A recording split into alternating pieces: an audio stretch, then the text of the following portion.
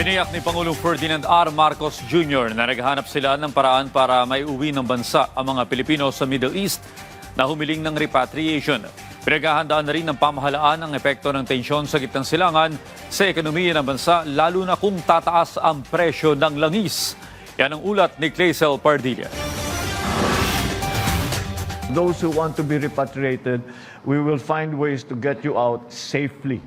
Yan ang tiniyak ni Pangulong Ferdinand R. Marcos Jr. sa mga Pilipinong nais nang umuwi ng bansa sa harap ng tumitinding giyera sa gitnang silangan. Higit 1,400 Pinoy sa Israel, Abu Dhabi, Jordan, Bahrain, Dubai at Iran ang humiling ng repatriation. Sapat ang resources o kakayanan ng gobyerno na mag-deploy ng mga eroplano at sasakyan para mailikas ang mga Pinoy. Pero sabi ng Pangulo, mapanganib pang bumiyahe sa lupa at himpapawid.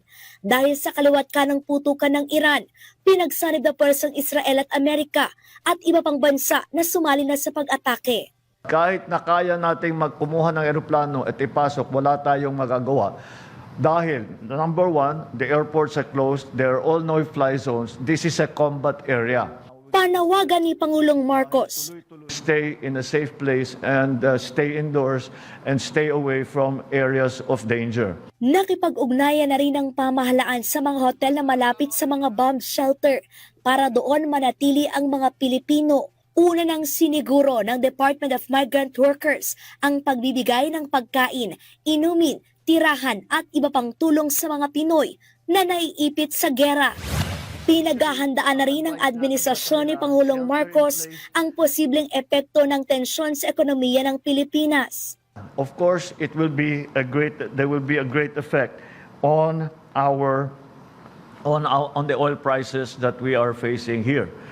We have already seen the reaction on oil products, sa crudo, sa gasolina, sa LPG, at naramdaman na kaagad, and that's again expected.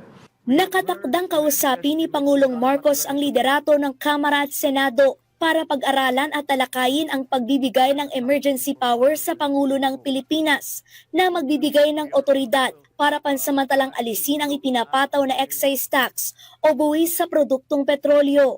This is not just a sure thing, but this is something that we are discussing, and it could be helpful, is to give me, the President, the authority to reduce excise tax on petroleum products should Dubai crude exceed $80 per barrel. So I will discuss it with the leadership of Congress and to see it is going to be an emergency measure. It is not going to be a permanent measure.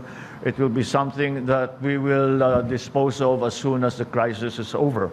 Sa ngayon, sapat pa ang supply ng langis sa bansa, naaabot ng hanggang 2 buwan. We have sufficient supply of oil.